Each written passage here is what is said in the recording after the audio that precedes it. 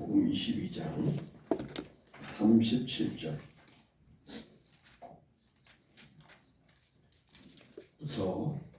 40절까지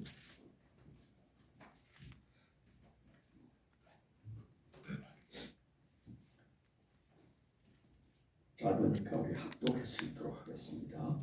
마태복음 22장 37절로 40절 같이 한번 읽겠습니다. 시작. 예수께서 이르시되 내 마음을 다하고 목숨을 다하고 뜻을 다하여 주 너희 하나님을 사랑하라 하셨으니 이것이 크고 첫째 되는 계명이요 둘째도 그와 같으니 내 이웃을 내 자신같이 사랑하라 하셨으니 이 두 계명이 온 율법과 선지자의 강령이니라. 아멘. 네, 좌우에 계신 분 한번 격려하겠습니다. 하나님 오늘도 살아서 우리 가운데 역사하십니다.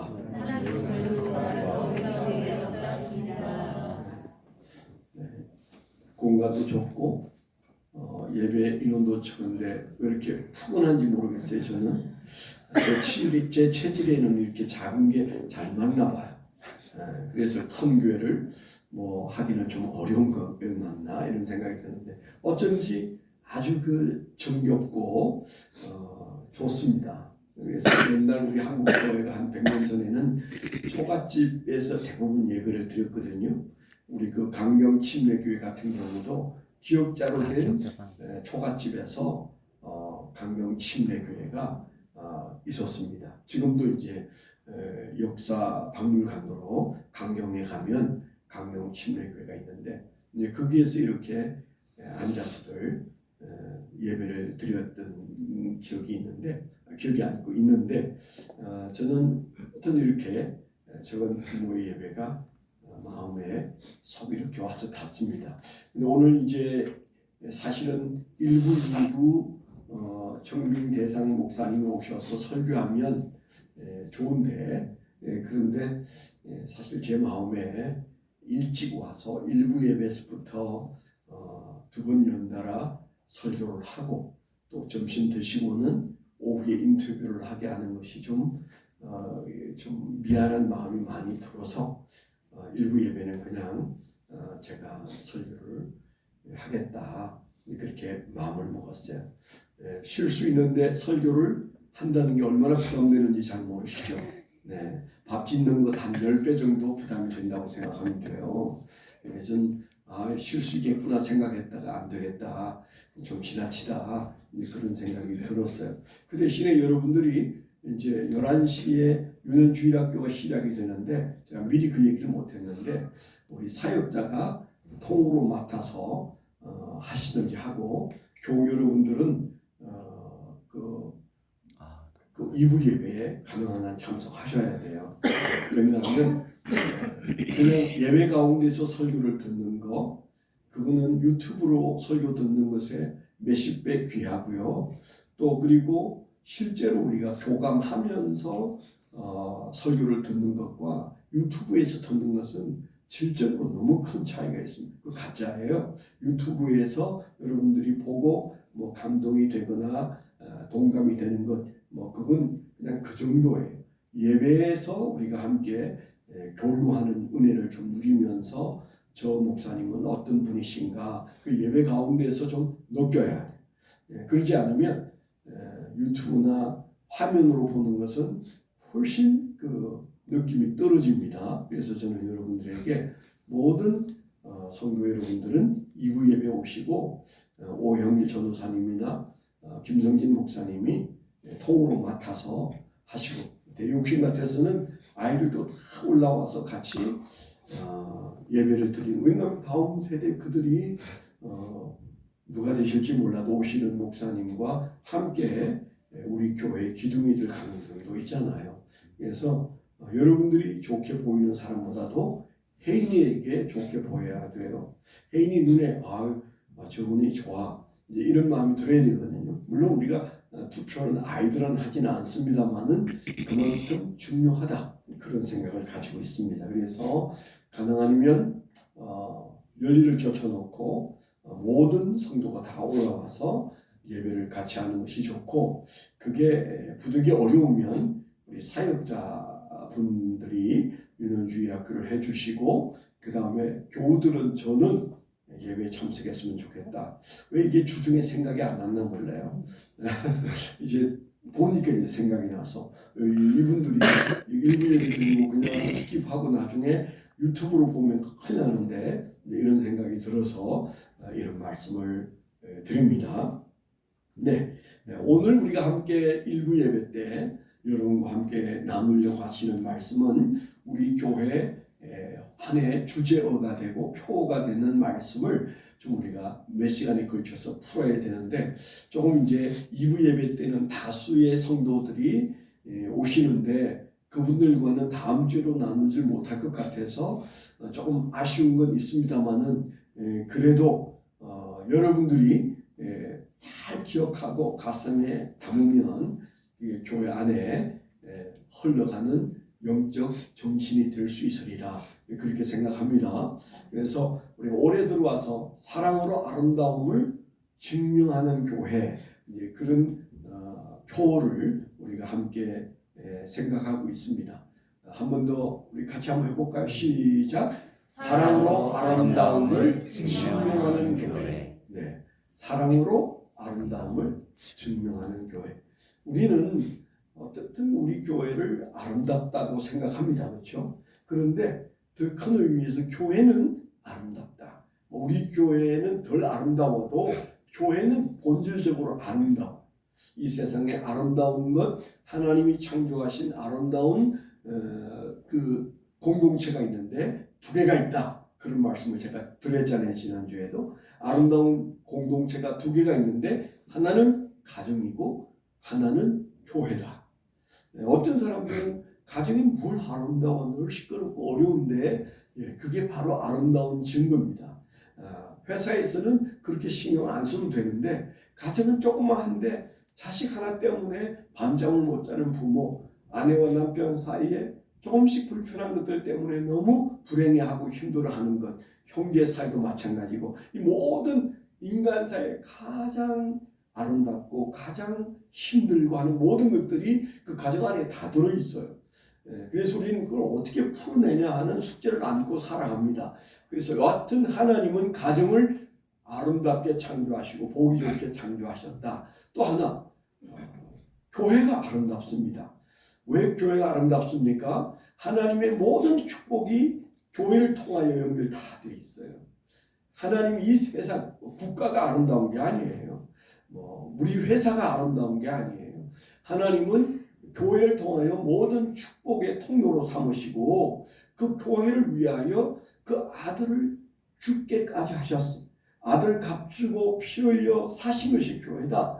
성경에 그렇게 말하지 않습니까? 그 정도면 예수님을 핏값으로 내어주고 그리고 교회를 탄생시켰다면 그건 누가 무슨 말을 하든 하나님 앞에서는 아름다운 거예요. 그래서 우리 교회 이름도 아름다운 교회지만은 교회는 아름답다. 이게 이제 우리가 기억해야 되는 기본 정신인데, 그러면 내가 경험하는 교회들이 아름다우냐? 그렇지 않죠? 교회가 아름답다 그러면 불평하는 사람이 적어도 대한민국 안에서는 더 많아요. 그래서 교회가 뭘 아름다워, 교회가 얼마나 웃기는데, 이제 이런 사람들부터 시작해가지고 교회 생활 너무 힘들어서 나는 병들었어, 그런 사람도 있죠. 제가 옛날 상담학 공부할 때 그때 어떤 글을 읽었는데, 서울에 정신과 의사들이 만나는 환자들에 대한 종교 분포를 따져보니까 그 종교 분포도에 있어서 가장 종교적으로 환자가 적은 케이스가 어딜까요? 여러분 짐작에. 여러분 안 읽었고 저는 읽었어요. 정신과 왔어요. 근데 그분이 논문을 썼는데 종교별로 한번 해봤어요. 우리 병원에 오는 환자 중에 어떤 종교의 사람이 가장 덜 찾아오고 어떤 종교를 가진 사람이 제일 많이 찾아오는가 조사를 했는데 제일 적게 찾아오는 사람은 불교였어. 불교 신자는 별로 안 찾아왔어. 그걸 건강하기 때문이라고 말할 수도 있고 여러 가지 이유를 겠지만 여튼 그분의 그 글에는 그랬습니다. 그 다음에 두 번째로 덜 찾아오는 사람이 있는데 그 사람들이 천주교예요. 근데 제일 많이 찾아오는 부류가 있어요. 그럼 남은 게 뭐 있을까요? 네, 개신교, 기독교가 제일 많이 찾아오는데 좀 기분 안 좋았지만은 그러나 어떤 그분이 낸 데이터를 무시할 수는 없는데 이유는 많을 겁니다. 자기 종교를 분명히 밝히는 사람들이 뭐 불교인은 많지 않잖아요. 그렇지만은 기독교인들이 밝히고 또 실제로 천주교인보다 불교인들보다 어떤 면에서 분명한 신앙을 가진 사람이 기독교인이니까 종교적인 내색을 분명히 하는 것도 있을 테요. 뭐 제가 조사를 안 해봐서 모르겠습니다. 분명한 거 하나는 그분이 하고 싶은 얘기는 그런 얘기였어요. 세상 살아가는 데 대한 갈등도 많은데 교회 안에서도 갈등을 많이 경험하더라 그랬습니다. 그러니까 그 얘기를 하고 싶은 거죠. 그분은 왜 기독교인들이 정신과 병원에 많이 찾아오느냐, 교회 안에서 갈등이 생겨서 그걸 해결이 안 되니까 정신과 의사에게 찾아와서 나 너무 힘들어요 상담을 한다는 거예요. 참 듣기 어색하지만 그러나 그 연구 논문이니까 그냥 인정할 수밖에 없습니다. 그런데 늘 그게 마음에 안 드나요? 이거 어쩌면 좋으냐? 평안해지기 위해서 교회를 찾아오는 종교인들도 있을 텐데 그분들이 평안해지기 전에 불편해지는 일이 교회 안에서 더 많이 생긴다. 그게 좀 문제일 수 있지만 여러분 그렇게 본다면은 모든 사람들의 모든 문제는 가정에서부터 출발한다는 얘기를 우리가 하잖아요. 네, 가장 작은 단위의 공동체인 가정 안에서 오만 가지 정신적인 문제가 발생합니다. 그렇기 때문에 그렇게 단순하게 가정에서 문제가 많이 생겨서 정신적인 어려움을 겪는 게 가장 많다면 그 공동체는 해체해버려야 될까요? 교회가 문제를 많이 낳아서 교회 때문에 힘든 사람들이 생긴다고 교회를 해체해버려야 될까요? 그건 아니잖아요. 그러면 도대체 무슨 얘기냐? 제가 말하고 싶은 것은 가정은 사랑 공동체예요. 그래서 미움도 있고 그 다음에 그 어떤 고통을 겪는 사람들도 나오는 거예요. 교회는 어떤 공동체일까요? 역시 사랑 공동체예요. 그걸 우리가 회사나 돈을 많이 만들어내는 회사나 또 국가나 학교나 이런 것에 비유할 수 없는 거죠. 문제는 그대로 방치해서는 안 된다. 가정도 열심히 사랑 공동체에 맞도록 가야 되고 교회도 그냥 그대로 방치하면 안 되고 어떻게 하면 이 공동체가 주님이 원하는 것처럼 아름다워서 정말 행복한 공동체로 만들 수 있겠는가? 사랑의 공동체가 사랑하는 공동체로 만들어질 수 있겠는가? 이걸 우리가 노력해야 되는 거죠. 아멘? 아멘. 그러니까 교회도 소용없어. 거기 가봐야 마음만 시끄럽고 상처받더라. 이거는 교회를 몰라도 너무 모르는 겁니다. 가정도 마찬가지.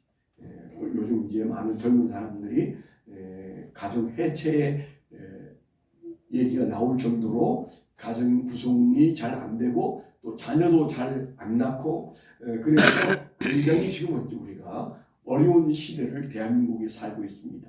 왜 그럴까요? 이건 사랑 공동체인데 한국 가정들이 사랑을 잘 만들어내지 못하기 때문이에요. 많은 사람들은 뭐 먹고 살기 힘들다, 교육하는데 돈이 많이 든다, 뭐 많은 해답을 내지만 저는 생각이 좀 달라요. 아니 그거 다 이유가 되지만 진짜 이유는 우리 마음속에 가정은 아름다워. 가정은 너무 좋아. 가정은 정말 하나님 보시기에 아름답고 좋다. 심히 보기에 좋다. 이런 가정 이해가 있는 사람이 어떻게 그 가정에서 자식을 생산하고 사는 일에 열심을 내지 않을까요? 왜 다른 일에 열심을 낼까요? 불가능한 얘기입니다. 그러니까 건강하지 않은 거죠. 한국 가정이 건강해지면 결혼율도 높아지고 자녀 생산율도 높아지게 돼 있어요. 사회 구조가 그야 힘든 일이다. 그거 좀 고민스러워. 생각 좀 해봐야 돼. 이런 분위기니까 자녀 생산이 그만큼 더디어지고 그 다음에 적어지고 그러는 건 아니겠는가. 왜냐하면 우리가 풀면 딱 하나예요. 사랑이에요. 사랑. 사랑 공동체가 사랑이 있으면 아무 문제가 없어요. 그런 측면에서 우리는 교회는 아름답고 아름다운 교회는 무엇으로 그 아름다움을 증명해야 되겠는가? 사랑으로 증명해야 되는데 오늘 우리가 그러면 그 사랑에 좀 들어가서 사랑 얘기를 좀 해볼 겁니다. 우리가 알고 있는 그 사랑이 성경이 말하는 그 사랑인지 우리가 좀 깊이 생각해 봐야 해요. 사랑의 하나님, 오늘 우리가 예배 시작할 때 제가 요한 1서 4장을 읽었습니다마는 하나님은 사랑이시라 그랬잖아요. 하나님이 사랑이시다. 다른 데서 찾으면 그거는 가짜예요. 정확한 사랑은 하나님으로부터 나오는 거고 하나님으로부터 확인해야 되고 하나님께 물어야 되고 하나님이 뭐라고 말씀하시는가가 사랑이에요. 그렇기 때문에 우리가 온 세상이 예수 안 믿는 사람들은 더더욱 사랑 노래를 부르고 야단을 지키면서 살아갑니다. 사랑이 전부라고 말하면서도 사실은 사랑에 대한 이해가 바로 되어 있지 않기 때문에 왜곡된 사랑이 사랑이라고 여기고 살아요. 그래서 이 세상의 모든 불행한 문제는 다 어디로부터 출발해요? 사랑으로부터 출발해요. 사랑이 무엇으로부터? 사랑의 뭘 이해. 사랑에 대한 이해가 전혀 없으면서 사랑을 노래한다는 데 문제가 있고요. 어디에서부터 그 사랑을 우리가 찾아내고 공부하고 그리고 적용해야 될 것인가에 있어서 엉뚱한 데서 사랑을 노래하고 찾고 있습니다. 그렇기 때문에 결국 그 사랑은 그 사랑이 가지고 있는 본질적인 의미에 도달할 수가 없는 거죠. 그러면 그리스도인들이 정말 우리가 행복자인 것은 사랑이 뭐냐라고 물었을 때 하나님이 사랑이시다. 아멘. 해답이 거기에 있어요. 그래서 우리가 하나님을 모르는 사람은 사실은 사랑을 모르는 거죠. 제가 다시 한번 읽어보면 사랑하는 자들아 우리가 서로 사랑하자. 사랑은 하나님께 속하는 것이니 사랑은 하나님께 속한 것이니 사랑하는 자마다 하나님으로부터 나서 하나님을 알고 하나님으로부터 나서 하나님을 알고 거꾸로 만나면 하나님을 모르는 사람은 사랑도 모른다. 그 얘기잖아요. 그 다음에 8절에 보면 사랑하지 아니하는 자는 하나님을 알지 못하나니 사랑이 뭔지 모르는 사람은 하나님도 모른다. 다시 말하자면 하나님을 모르면 사랑을 모른다. 사랑을 모르면 하나님을 모른다. 그래서 사랑을 얘기하려면 하나님을 알아야 돼. 이는 하나님은 사랑이십니다. 그렇게 얘기하고 있어요. 하나님이 사랑인데 어디서 하나님을 사랑을 찾아요? 16절에도 하나님이 우리를 사랑하시는 사랑을 우리가 알고 믿었노니 하나님은 사랑이시라. 다시 하나님은 사랑이시라. 그렇게 말합니다. 사랑 안에 거하는 자는 하나님 안에 거하고 하나님도 그의 안에 거하느니라. 사랑을 모르면 하나님이 우리 안에 있을 수가 없다. 그런 말씀을 하시는 거다. 그렇기 때문에 우리가 기억해야 할 이 사랑, 그 사랑은 하나님이고 하나님으로부터 나온다. 이거 아닌 모든 사랑은 가짜예요. 뭐 비슷해 보일 수 있고 우리가 약간의 흉내를 낼지 몰라도 바로 그 사랑의 본질에 도달할 수 없다. 그렇기 때문에 이건 너무 심각한 겁니다. 그래서 신명기 6장 4절에 모세가 마지막 유언처럼 쓴 말씀 속에서 그가 뭘 말합니까? 자녀들에게 너희가 뭘 해야 되는지 아느냐? 너희가 하나님을 힘쓰고 애쓰고 목숨을 바쳐서 그리고 마음을 다하여 사랑하는 그 사랑을 자녀들에게 가르치라. 그들이 배울 수 있게 하라. 보여주라. 그렇게 말하는 그 말씀을 주셨잖아요. 우리가 잘 아는 신명기 6장 4절은 쉐마 교육이다. 우리가 그렇게 말합니다. 쉐마 이스라엘. 이스라엘아 들으라. 그러면서 그냥 성경에 있는 모세오경 중에 가장 강력하게 이스라엘 전체는 들어야 한다. 그러면서 하신 말씀이 하나님을 사랑하는 것을 말씀하시고 자녀들도 하나님의 사랑을 배워야만 한다. 그랬는데 이스라엘 믿음 있는 백성들은 그 말씀을 붙잡았어. 먼저는 자기가 하나님을 사랑하려고 애쓰고 그 다음에 자식들이 하나님을 사랑하게 하는 것이 교육이다. 그렇게 생각해요. 오늘날 우리의 교육은 너무 멀리 가서 하나님 사랑하는 것은 대학 들어가서 하면 되고 또 하나님 사랑하는 것은 유년주일학교 때 뭐 공부 세지 않을 때 하면 되고 중학교, 고등학교를 지나가면서부터는 공부가 하나님이다. 그래가지고 공부를 사랑하게 만들어요. 여러분 공부로 사랑하는 아이가 하나님을 사랑할 수 있을까요? 그건 어려운 일이죠. 결국 그래서 우리는 우리 자식들을 다 방출합니다. 성경과 정반대로 가다 보니까 우리가 하나님을 사랑할 수 있도록 하는 것이 교육인데 우리는 그것을 교육의 첫 자리에 두지 않습니다. 하나님 사랑이 교육의 첫 자리고 신앙교육이 첫 자리고 하나님 제일주의로 만들어야 되고 신앙 제일주의로 만들어야 되는데 그게 안 되잖아요. 어떻게 안 됩니까? 성경을 외운다고 되는 게 아니잖아요. 하나님을 사랑하게 할 때잖아요. 우리가 기억할 것은 우리가 하나님을 사랑하면 인생은 변하더라. 아멘. 변질되는 게 아니고 정말 변화가 일어나길 원하면 여러분 하나님을 사랑하면 인생이 변합니다. 여러분 우리가 다 그런 감정이 있는데 저도 1975년 4월 7일 날 제가 성령 체험을 했어요. 혼자 미팔군 저기 남산의 미팔군 종교 수양관 테니스 코트장에서 7시 30분부터 그 다음에 들어와서 10시, 12시 반까지 그 사이에 성령 체험을 뭐 그전에도 난 하나님을 사랑한다고 했고 예수 믿었고 그전에 난 신학교도 다녔고 뭐 그랬습니다마는 그날 긴 시간 동안 성령 체험을 한 다음에 달라진 게 있어요. 하나님을 너무너무 사랑하게 됐어요. 이 세상에 하나님밖에 안 보여. 모든 게 하나님과 연결되었어요. 그때부터 지금까지 제 인생은 하나님의 은혜 가운데 행복하게 살고 있습니다. 왜 사람이 살아가면서 힘든 일이 없어요. 속상한 일이 없어요. 화나는 일이 없어요. 다 있어요. 그래도 그런 것들은 잠시 지나가는 것이고 아주 작은 것이고 내 인생이 그 순간 바로 그 이전과 그 이후에 너무 큰 변화가 일어났어요. 모든 사람이 그런 어떤 영적 체험을 하는 것은 아니지만 분명한 것은 하나님을 사랑하게 되면 인생은 달라지더라. 아멘. 하나님을 사랑하면 인생은 달라진다. 여러분의 숙제고 여러분의 자녀의 숙제입니다.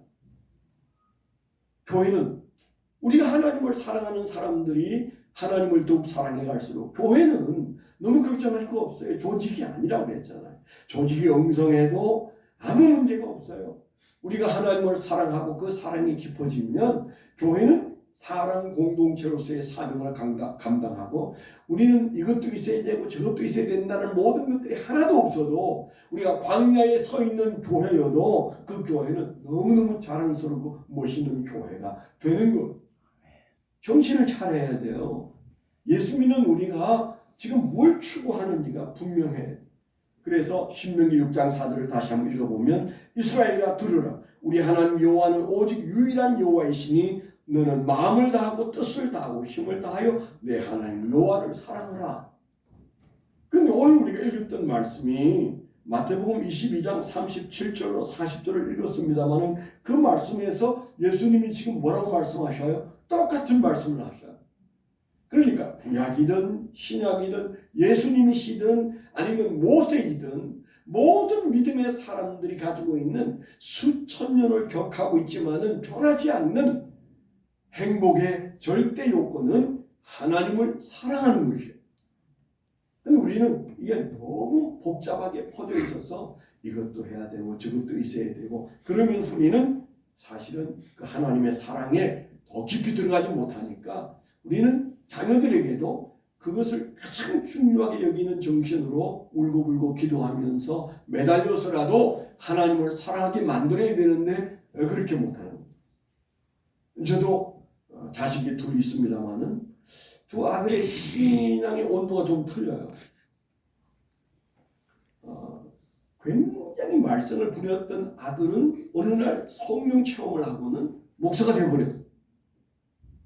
찬송 부를 때마다 눈물 흘리고 그러더니 목사가 돼서 살고 있죠. 다른 아들은 그 아버지가 요구하는 범주를 벗어나지 않아요. 모범적인 목사 아들로 살았어요. 딱 그 선까지. 근데 지금까지도 내가 뭐 다른 집사보다 못하는 게 뭐 있어? 뭐 이런 정도. 그러니까 욕 안 먹을 정도에서 딱 있어요. 왜 그럴까? 제가 이렇게 보면 뭐 체험을 왜 안 했겠습니까만은 성령 체험이 좀 약했다. 그래서 성령이 원하고 교회가 원하고 하나님이 원하는 건 내가 지키고 살게요. 그러니까 지나치게 간섭하지 마요. 하나님 뭐 이제 이렇게 11조 내면 낼게요. 교회 가려면 가고요. 죄 짓지 말라면 죄 안 짓고요. 술 먹지 말라면 안 먹을게요. 담배 안 필게요. 그래서 모든 계율을 잘 지키고 있어. 내가 볼 때는 본인이 그런 긍지가 있어. 나 다 잘 지켜. 내가 보니까 목사 아들들도 술, 담배 하는 인간들 많던데 나 안 하잖아요. 뭐 이런 그게 사랑일까요? 사랑을 체험한 것일까요? 아니 사랑을 체험했을지는 몰라. 그런데 그 사랑의 체험의 깊이가 과연 어느 정도 깊은 걸까요? 그런 면에서 우리 모두가 기억해야 할 것은 저를 빗대어서 말씀을 드려서 죄송하지만 제가 군대 가 있던 1975년 4월 7일 날 체험한 그 미8군 종교수양관에서의 성령 체험 이후로 내가 하나님을 사랑하고 있다는 사실이 제 인생을 지금까지 붙들고 있어요. 그러니까 신앙은 하나님을 사랑하는 것이다.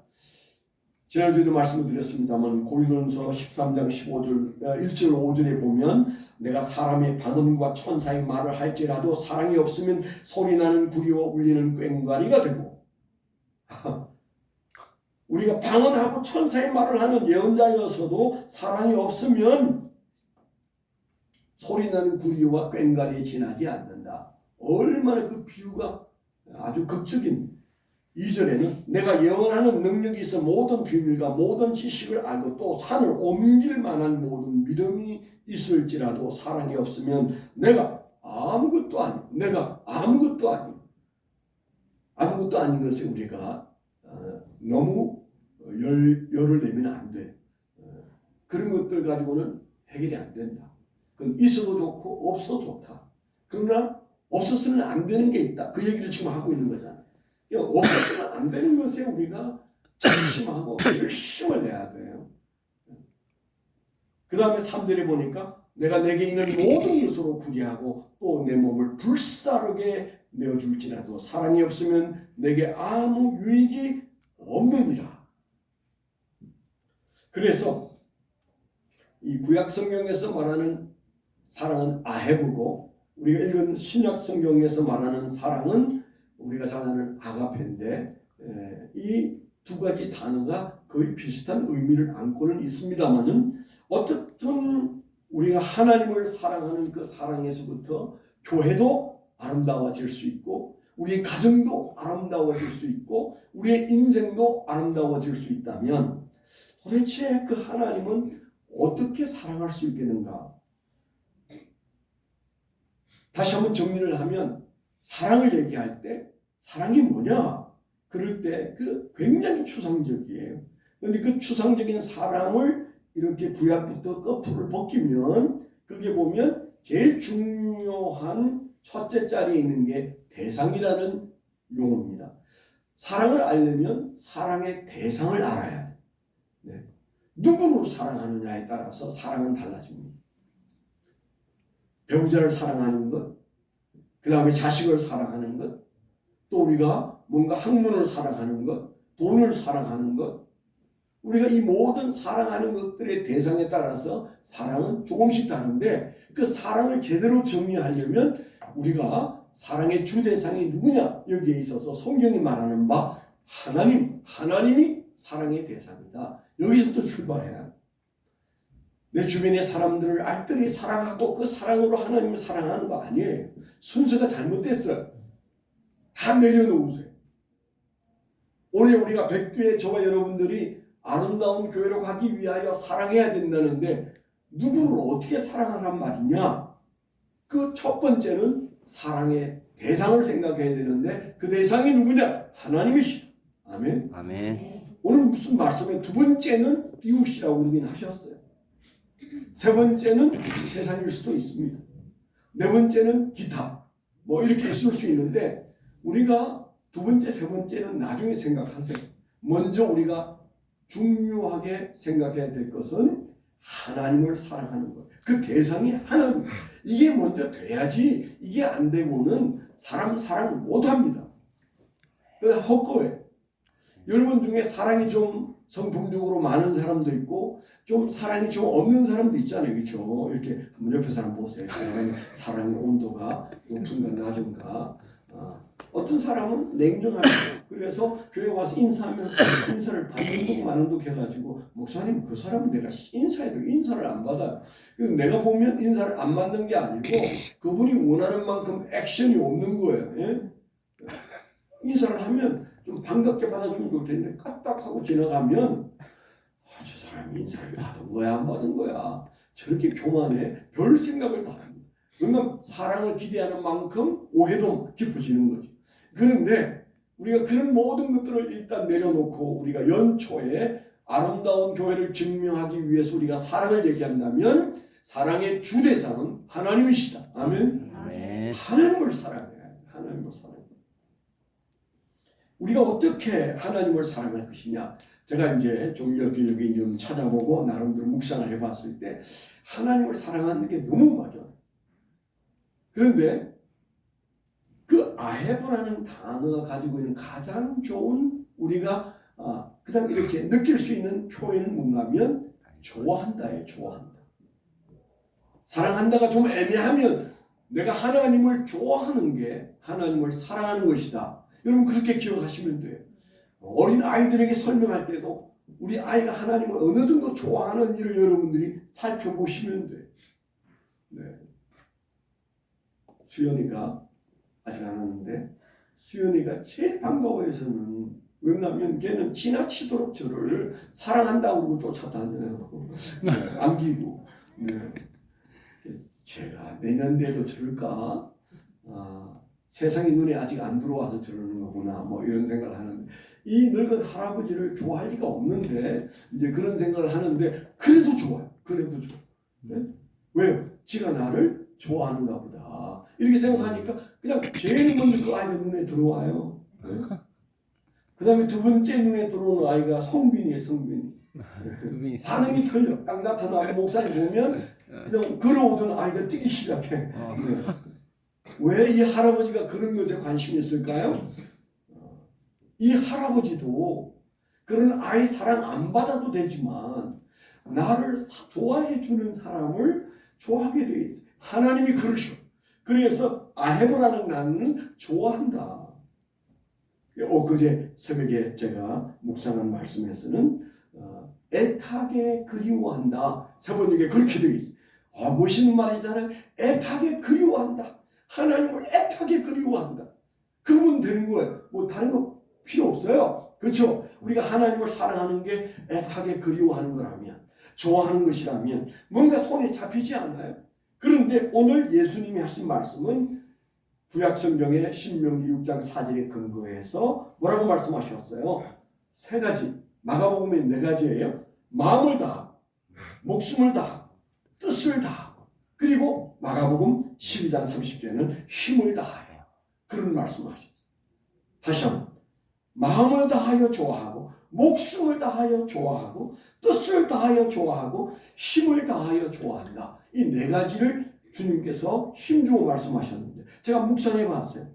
아니 내가 하나님을 그렇게 사랑하면 나는 사람을 사랑할 에너지가 없을 것 같은데 그런 생각이 들어요.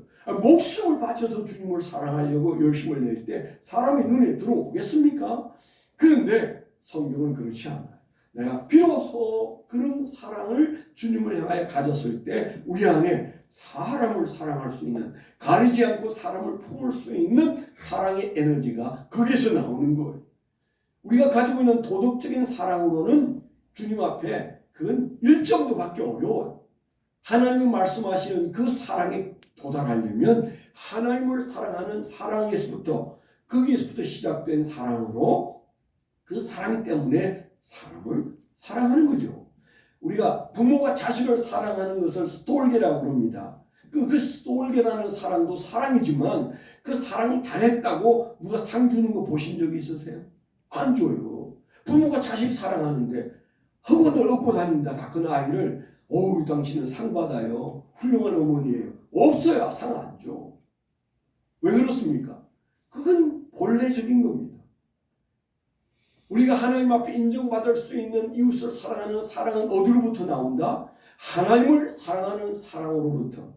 하나님이 나를 사랑하는 그 사랑을 깨닫고 내가 그 하나님을 사랑할 때 비로소 그 사랑은 가능한 것. 네. 일부 예배 빨리 맞춰야 되는데 조금 한 것 같은데 시간이 많이 가는데 나머지는 짧게 2, 3분 안에 마칠게요. 그래서 제가 말씀을 묵상하면서 좀 우리에게 본을 보여주십시오. 그렇게 목숨을 다하고 마음을 다하고 뜻을 다하고 힘을 다한 그 네 가지로 사랑해야 된다고 말씀하신 예수님의 말씀에 맞도록 내게 좀 그런 사랑을 보여주십시오. 이렇게 묵상했더니 에녹이 생각나고 아브라함이 생각나고 모세가 생각나고 다윗이 생각나고 우리가 짧게 제가 말씀을 드릴게요. 첫째는요. 에녹의 하나님 사랑을 생각해 보세요. 그는 하나님과 300년 동안 동행했던 사람. 동행. 예. 우리가 좋아한다고 했을 때 동행하고 싶어 합니다. 그래서 우리가 하나님을 사랑한다면 에녹처럼 하나님과 동행해. 애타게 그리워하면서 만나서 동행하는 것. 성경에 보면 그 에녹이 그렇게 살면서도 하나님과 300년 동행하면서도 무수한 자녀를 낳았어요. 그러니까 그의 삶이 산속에 들어가서 하나님하고만 동행한 게 아니에요. 일상의 삶을 꾸려가면서도 그는 하나님의 손을 놓지 않았다. 그래서 죽음을 보지 않고 하나님이 그를 낼름 데려가 버렸어요. 그 동행이 하나님에게 너무 감격적이었기 때문에 그가 추구했던 동행을 하나님께서는 어여해 보셨어요. 두 번째는 아브라함입니다. 아브라함은 뭐 했어요? 그는 예배로 그 사랑을 증명했어요. 어떤 예배로? 아들을 제물로 드리는 예배로. 이게 상상이 되세요? 아들의 생명까지 드렸어요. 예배, 우리가 하나님을 사랑한다고 했을 때 꼭 기억할 것은 동행과 함께 드림이 있어야 돼요. 드림이 있어요.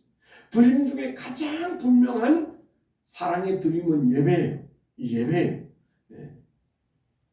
우리가 이 예배를 드린다는 것이 바로 아브라함이 이삭을 드리는 바로 그 드림이에요. 그가 그런 예배를 드렸을 때 가장 아끼는 것을 하나님 앞에 드렸을 때 하나님께서는 내가 너를 안다. 창세기 22장 12절에 보면 이제 내가 너를 알게 되었노라. 그렇게 말씀합니다. 세 번째 모세는 뭐예요? 아까 아브라함은 드리는데 모세는 버려요. 히브리서 11장 24절로 26절에 보면 그는 예수 그리스도를 사랑하기 위하여 모든 것을 버립니다. 왕자인 것부터 시작해가지고 그 모든 삶에서 그가 가지고 있던 기득권을 다 내려. 마지막 네 번째 다윗의 사랑을 보면 그는 전적인 신뢰, 전적인 믿음. 하나님을 얼마나 믿었으면 어린 아이가 골리앗, 이스라엘 전체가 덤벼도 못 이기는 골리앗 앞에 물맷도 5개 들고 나가서 싸우겠다고 했습니다. 물론 이길 확신이 있었겠지만은 그가 가지고 있는 이김의 확신이 아니라 하나님에 대한 확신이에요. 하나님에 대한 믿음이에요. 그래서 그는 남이 보면 저건 이성적인 판단이 아니다. 개죽음하려고 지금 저렇게 달려나가고 있다. 아마 10명이면 10명 다 그렇게 생각했을 거예요. 그렇지만은 그가 그냥 뭔가 종교 중독에 빠져서 그런 거 아니에요. 그가 아는 하나님에 대한 신뢰. 그게 바로 하나님을 기쁘시게 하는. 누가 나를 믿어주면 우리는 기뻐합니다. 누가 나를 위해서 희생하면 기뻐합니다. 누가 나를 위해서 선물하면 그 선물의 크기만큼 기뻐합니다. 누가 나와 함께 하려고 항상 내 주변을 맴돌면 우리는 그 사람과 좋은 관계에 있어요. 네 가지잖아요. 너무 빨리 해서 이해가 덜 됐나? 네. 설교가 일부 예배는 짧게 하기로 마음을 먹었기 때문에 아쉽지만 그 네 가지를 그냥 간단하게 말씀을 드렸어요. 그러나 우리가 다 아는 얘기입니다. 하나님을 사랑하고 좋아한다는 게 뭐냐? 에녹처럼 동행하고 아브라함처럼 드리고 그리고 모세처럼 버리고 그리고 다윗처럼 신뢰한다. 여러분 그렇게 올 한 해를 살아보시자. 우리 안에 주님에 대한 사랑이 넘쳐날 줄 믿습니다. 아멘. 기도하겠습니다. 하나님 아버지 감사합니다. 주님 우리에게 주신 말씀대로 우리가 사랑으로 아름다움을 증명하는 교회가 되기 위하여 사랑의 대상이 하나님이심을 주님께서 말씀해 주셨습니다. 주여 우리가 받았으니 그 말씀 붙들고 하나님 사랑의 열심을 내는 종들이 되게 하여 주시옵소서. 아멘. 예수 그리스도의 이름으로 감사하며 기도드렸습니다. 아멘. 아멘. 네, 예물